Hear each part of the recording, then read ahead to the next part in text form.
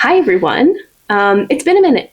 So let's start with some life updates to kind of talk about what I've been doing, where I'm at in my head, and kind of my next steps moving forward with filming. um, the biggest life update I have is that I'm moving again. I just moved last year to Boston, and it has been a wonderful year.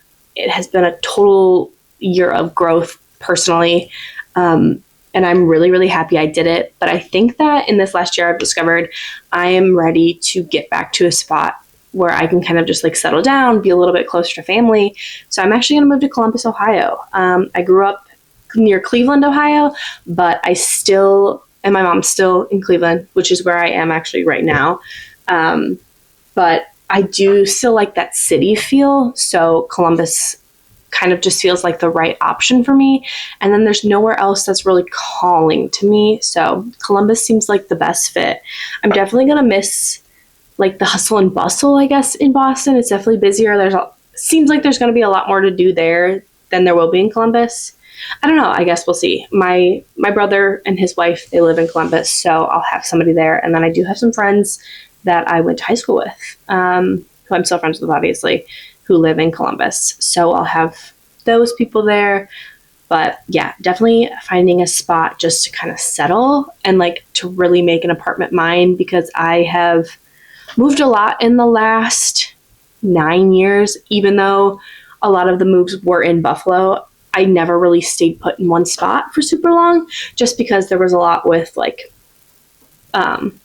roommates moving, and then I had to move out. So like, and maybe I wanted to move. So it was a whole process. And then I did have a spot I really loved in Buffalo. That was like just my own apartment, but I then moved to Boston. So I'm ready to find a spot that's mine. I can make my own and like really love it and decorate it, which I think will be fun, which I probably will do with you guys and on TikTok, because I'm really excited for that. That'll take me a little longer because it's really expensive to like refurnish and make things cute.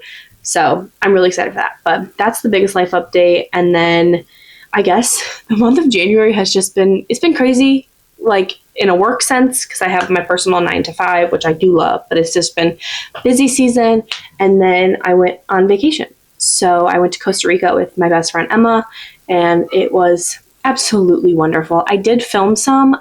I haven't decided if I'm going to make a video yet, because I don't think I have a ton of content. I didn't film enough, but it wasn't like a huge extravagant trip in the sense that we were doing something every day. We did a lot of beach time, a lot of reading, a lot of pool time. Like, it wasn't super crazy. So I feel like the content is almost boring because we were just sitting there and relaxing and soaking up sun time. So I haven't really decided if I'm going to create that yet. So if I do, it would be probably something short. Not very long. But yeah, January has been crazy. I'm definitely a little disappointed that I'm behind in my goals already, because I definitely really want to create a schedule, like to get into filming, like just a schedule for filming in general. And that was one of my like New Year's goals, if you will. So I definitely need to get back on track with that, because it is something I really want to do. So I just need to really like sit down and figure out the balance between like what I want to do lifestyle wise and what I want to do book content wise, because if I'm being honest, book content is like my favorite. But when it's my favorite to do. I love yapping about the books that I've read and that I want to read, and so on and so forth. But I also think it would be good to do some lifestyle stuff, because then you guys get to know me a little bit more and how I function. And those are the ones that I like to watch too. So I've got to figure out that balance. And the other thing is, I don't live like some extraordinary life. Like, I'm pretty just day to day. I like to sit, work, read. But yeah, I don't know. So I think that's going to be another video. I want to like nail down a routine for myself, for both filming, for me personally. I want to get back into the gym and like being active, because that's important to me, and, making my body feel good. But okay, life updates are finished. I will definitely be posting more about like lifestyle and things like that once we get into it. We're going to have some moving vlogs, because that's going to be fast approaching. It is actually February 1st today. And I move March 14th, I believe, is our plan. So I've got about a month and a half. And I've got to pack. I really got to get it done. So, okay, we're done with that. So let's get into my January reading wrap up. I am not going to do a December one because, I don't know, I just feel like it would be, I was going to combine them, but I feel like it would just be really long and drawn out. But I will say the only thing that I want to talk about from December was I read the Windy City series and I absolutely ate that series up. I think that that is now a God tier series for me.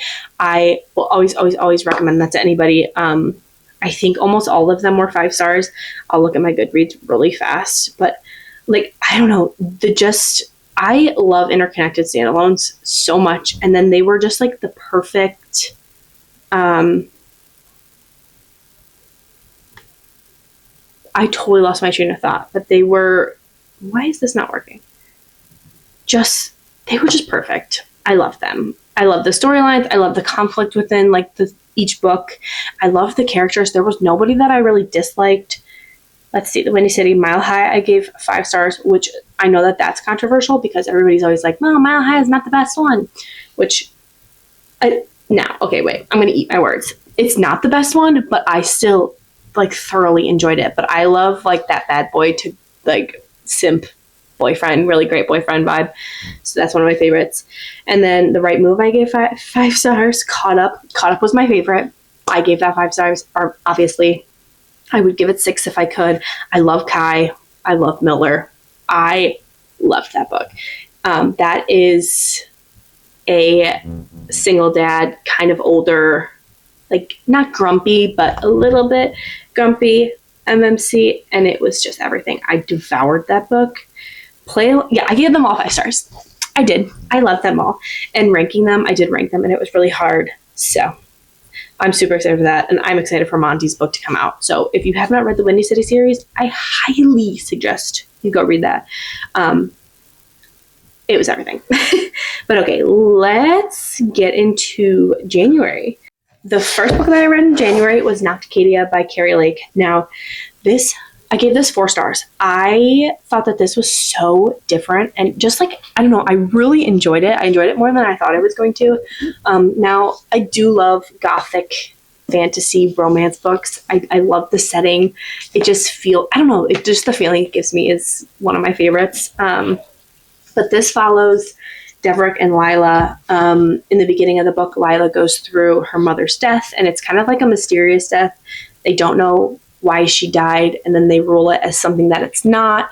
And then she ends up writing a paper for her professors about this fake illness, which she based it off how her mom died.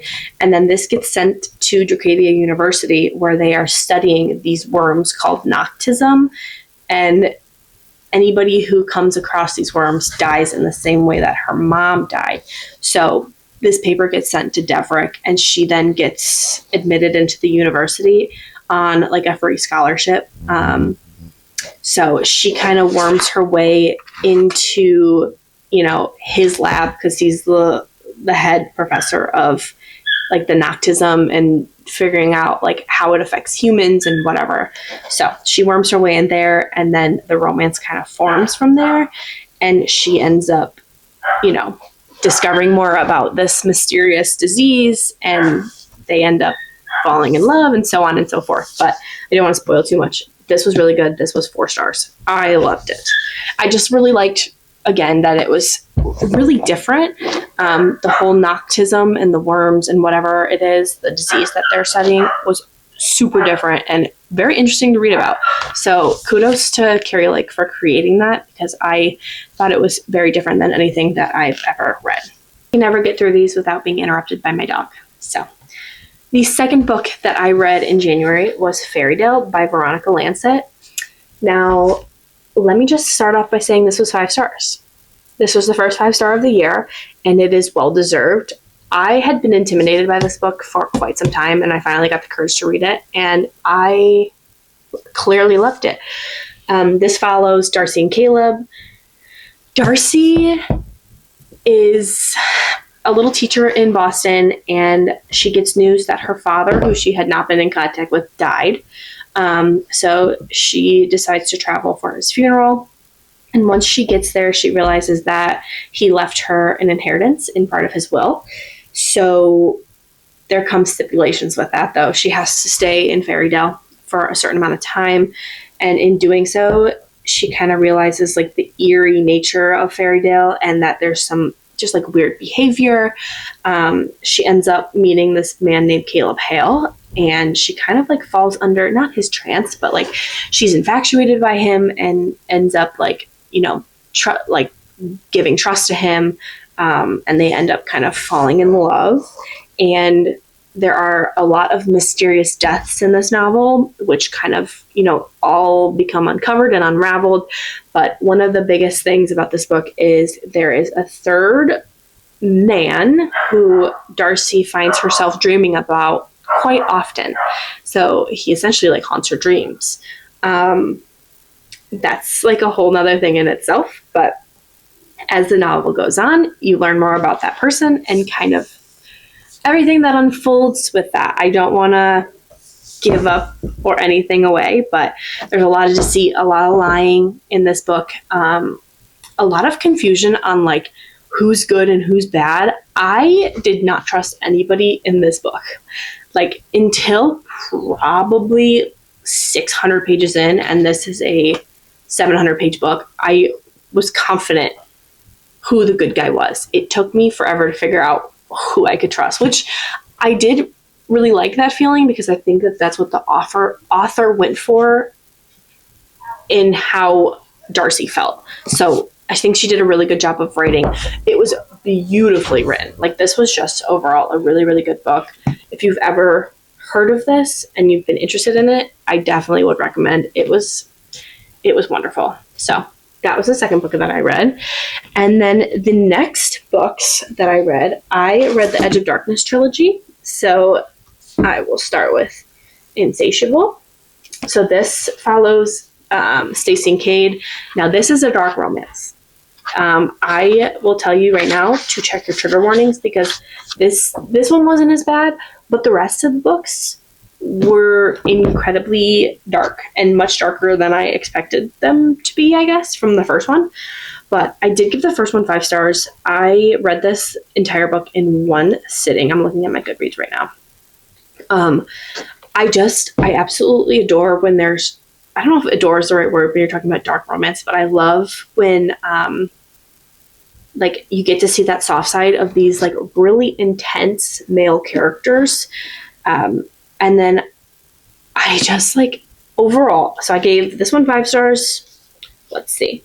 5 stars. I gave Voracious, which is the second one, 4 stars. And then I also gave the third one 4 stars. And I know that this is like a loved series in the dark romance community. I'm just going to talk about it overall. And I'm going to say that it was a painful trilogy. I definitely had some moments where I felt really icky and I was like, oh my God, like this is just absolutely awful. The author Leigh Rivers does a really, really good job of like, I think bringing up trauma and just like putting in underlying themes of things that are like low-key happening in real life. So I don't want to spoil it too much, but this was incredibly painful. It was really good. I really like Stacey, the female main character. A lot of the times I feel like female main characters in dark romance books are really helpless, but I didn't feel that way with Stacey. I hurt for her because a lot of the bad things happening in the book are happening to her, and it hurts me to even like think about it, but it was really good. It was well written. I enjoyed them. I'm pretty sure I read all of these books in a day, like each. So I read, I believe, this one on like a Tuesday, the next one on Wednesday, and then Thursday. So this was a really good trilogy. I enjoyed it. Again, check your trigger warnings because this is the second and third book are very dark. Very, very dark. But yes, these were good. I do recommend them if you like dark romance. Now, on that same thread, I did read Psychotic Obsession, which I read on my Kindle, so I'll throw that right here. I hated it. I absolutely hated it. I gave it 1 star, which I'm really disappointed that I hated it, because that follows Tobias and Arya, who is Cade's father and mother, so Cade's parents, and I hated it. But I love Tobias in the Edge of Darkness trilogy, but obviously Psychotic Obsession is another dark romance, and it's truly about Tobias's obsession with Arya. And to me, the things that he did in the book were just unforgivable. Like, I don't know, sometimes in dark romance, like, it's like, oh, whatever he does, whether it's stalking or whatever, it doesn't seem as bad. But this book was dark, and I kind of hated it. So it made me not like Tobias, which I was bummed about, because I did really like him in the Edge of Darkness trilogy, which is just disappointing. So yeah, that was not fun. But I don't know. So I probably wouldn't recommend it. And it's kind of like its own little novella to this trilogy, which is disappointing, because I know a lot of people really like Tobias Mitchell, but I apparently don't. So the next book that I read was For the Fans by Nyla K. Now, this is an romance, and so in the beginning of the novel, there is a little, like, author's note, and it basically tells you just to go into this blind. Like, don't look up anything about it. And I had seen this from a recommendation from another book talker, because I know that the craze, like, it just, like, blew up. So I saw this, and I was like, oh, I'm going to pick it up and just give it a shot. And I usually don't read the author's notes, but I stumbled upon it, and I read it, and I was like, you know what? I'm not going to look anything up about it, and I'm going to see how it goes. I did love this book. I was a little nervous in the beginning, because I'll spoil a little just thing, I guess. It's not that big of a deal, but they are stepbrothers. So that, for me at first, was really throwing me off. And I was like, I don't know how I'm going to actually enjoy this, because it just feels weird. But they were stepbrothers at, like, college age. So they didn't, like, grow up together or anything. Oops, dropped the book. So I don't know. That was something for me that was kind of hard to get over. But once I did get over it, I did really enjoy this book. This follows Chiron and Avi, and basically they are just, like, polar opposites. So Kai, he is, like, a football player, and they're at Boston College, so he's playing D1. He's going to get an NFL deal. And then Avi is, like, this artsy, he's just kind of carefree and lives life very just, like, freely, spiritually. And I think, like, right when they meet immediately, it's very evident that, like, Kai is closeted, and he's, like, triggered by this person who just kind of, like, really gets under his skin. So Avi ends up getting into Boston College, and then they're there together. And then the father's business goes under. So then, like, they are totally in debt. They can't afford school anymore. So they start an OnlyFans. And the both of them started together. And things kind of go on from there. But I think that this book was, I want to say, like, eye-opening, but I also want to say it was just, like, really tugged at my heartstrings, because clearly there was a lot to be said about, like, not feeling comfortable enough to come out, and, like, what that does to a person. And there is some trauma in this book that was really sad. So I guess I wouldn't say check your triggers, but I guess check your triggers if needed. I don't know. It was really great. It was really heartwarming. I really liked both the characters. I like how it ended. But yeah, it was really sweet, and it was very spicy. So if you need a spicy this was great. And this was happening all while heated rivalry was going on. So I don't know. It was good. I definitely would recommend it. I gave it 4 stars. So I obviously liked it. Okay, and then the next few books, or almost all of the next the rest of the books I read for the month of January were on Kindle because I read a lot when I was in Costa Rica. So with that being said, the next book that I read was Face Off. I'm using my Goodreads to guide me. But yeah, I'll put that over here. That was Face Off by Chelsea Curto. And this was another sports romance. This was all hockey, and I loved it. This was the DC Stars series. Now, I wouldn't say it was God tier for me, but it was damn close. I did give the first one, and the first one only, a 5-star, which was Face Off, which is this one. So this one was Maverick and Emmy's story, and Emmy is actually a professional hockey player. She gets drafted into the NFL, the NHL, which I thought was just like really cool and refreshing. So she's the first female NHL player, and she's kind of giving Maverick a run for his money. So and they're both like super stubborn and super into like hockey, and I just adored it. I love them so much. I thought their banter was really great. I love that the way they fell in love with each other was amazing.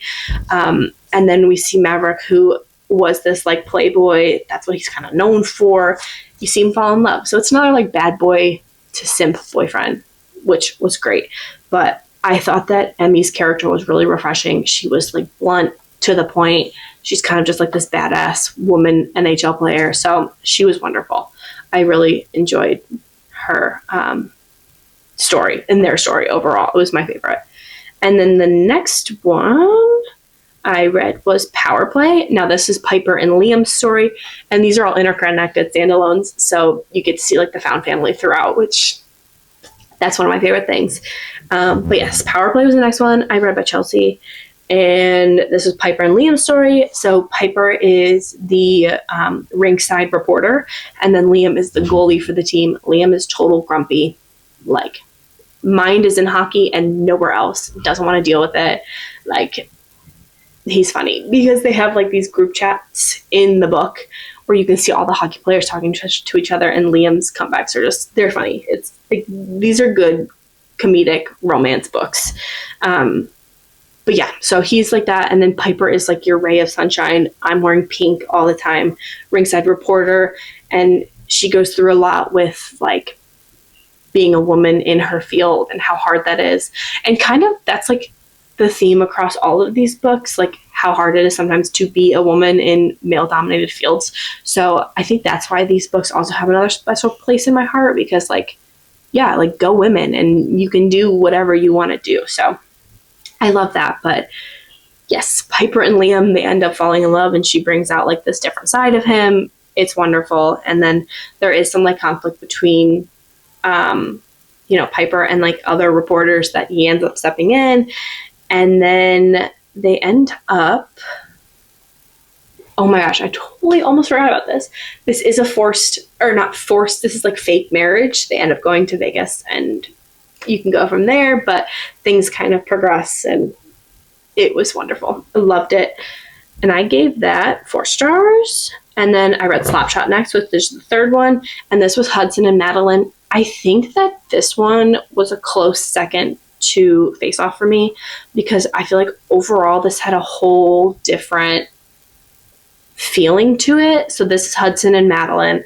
Hudson is looking for a private chef, and Madeline is a chef in Las Vegas. She actually met Piper, so that's how she comes into play, because Madeline loses her job. Piper had given her like business card, so she called Piper to see if there was any openings in DC, which that's where this is all based, in DC Stars. And sorry, I was looking at Howie. She knows Hudson needs a private chef, so they introduce each other. And then Madeline ends up actually coming to live with Hudson. And there's another catch to it, because Madeline has a daughter. She's a single mom, but her daughter is deaf. And honestly, that is how I fell in love with Hudson throughout this series, because once Madeline comes in with her daughter, he ends up obviously falling in love with Madeline, but also falling in love with his daughter and doing everything he can to properly learn how to communicate with her. He learns sign language. Like, he just goes above and beyond with her daughter, and I just thought it was the sweetest thing. I really, really loved it. But yeah, it's kind of like a slow burn. If he wanted to, he would.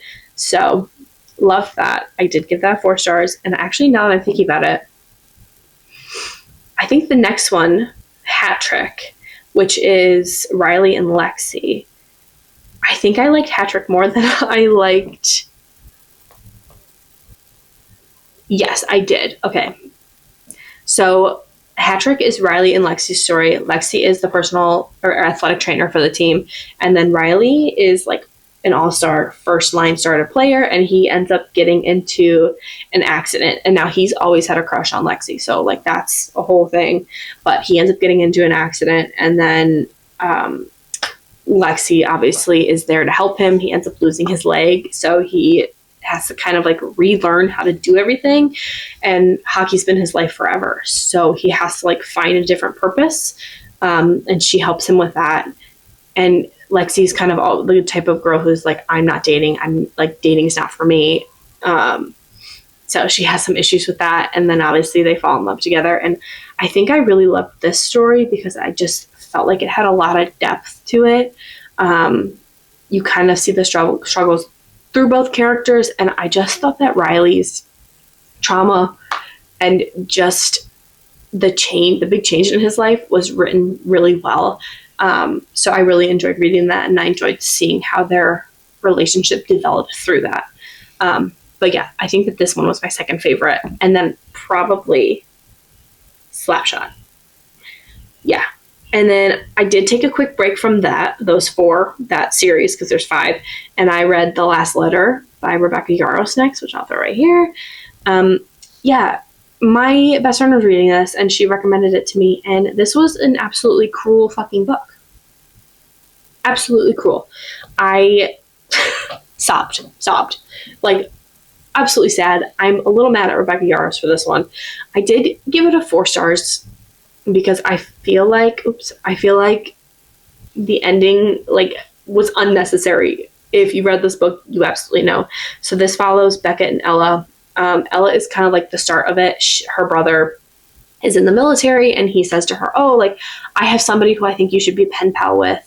And he goes by the name of Chaos, who is Beckett. Her brother, so they end up being pen pals, and they write, and it turns into like this relationship that's not a relationship, but like they've never met. So they kind of fell in love by, oh my gosh, I don't know if you just heard that. My mom just had them drop something down there. But yeah, they end up falling in love. They write to each other all the time. And then her brother dies. And I guess he had like a letter in case he ever passed away. And that gets passed on to Beckett. And it's basically, take care of my sister. Like, she deserves so much. She had 2 kids. And then the dad didn't want anything to do with the kids or her. So she had been a single mom, and she was struggling. And her daughter actually has a neuroblastoma. So she has cancer. Like, awful, is, going basically bankrupt because she has no money anymore, because she's just spending it all on her kid. So life is hectic. It's sad. And then obviously he goes to help her, and he stays nearby, but she doesn't know that he's Chaos, the guy that she had those pen pals with. She actually thought he had died with her brother. So things unravel from there. And yeah, the ending of this book was brutal. It was awful. It really hurt my soul. If you've read this, you know. So if you go into this, be prepared for tears, because that was a very, very, very sad book. And then I read Sinbin, which is the 5th book in the DC Star series. Now this is Brody and Hannah. Brody is actually the head hockey coach of the DC Stars team, and he is total brute. They call him Broody Brody. So he's like, Broody doesn't, like, he's kind of a hard ass. The guys are always scared to talk to him. And then there's also an age gap. So he's 39 and Hannah is like 24. Hannah is a professional, like, Olympic award-winning figure skater. And Brody's daughter is a figure skater, ends up needing a coach. So Grant, who is Hannah's brother, he also plays in DC Stars, recommends Hannah. And this is after they had one night where they had a little fling. So he was like nervous to reach out to her again, and he ends up doing it. She becomes his daughter's hockey or figure skating coach, and it kind of all falls into place from there. But I loved him. This was not, I mean, it wasn't my favorite out of all of them, but I did really love him. I love all of the men in these books, but I think the females were the standouts for me in this series overall, which I really loved that. So I gave this 4 stars. I really enjoyed it. It was good. These were all, the DC Star series was all like quick reads for me.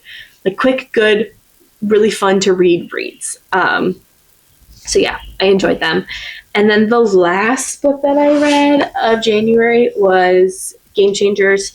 I have started the Heated Rivalry, which is called Game Changers, but I started it because I did watch it and I love it. So I kind of want to know what it's all about. So the problem I had with this book, it's not that a problem. I only gave it 3 stars because I felt like it was short, sweet, cute, to the point, but I don't know. I just felt like something was missing for me. I don't know. Some of the things that I felt like were issues in the book were like really easily overlooked by one of the like male main characters, because this is a male-male romance. But I still really liked it. This was quick. I mean, it was like a quick and easy read. So overall, I was happy with it, but I still think it wasn't like, oh my God, I'm obsessed with this yet. So I'm interested to get to the Shane and Ilya love story, which if you have seen or heard of Heated Rivalry, they're like the main characters that are being talked about in the TV series right now. So I'm definitely excited, but I will continue with that. So that was my January reading wrap up. I think we got 14 books this month, so it was pretty good. But I am definitely excited for February. I don't really have like a set TBR this month, and I don't think I'm going to film one or make one. I have really been in like I'm going to read what I want to read mood, and that's that. So we'll get there, but I will see you in the next video. And if you're new here, thank you for being here. If you're not new here, also thank you for being here. I really appreciate it, and I will see you guys in the next one. Bye.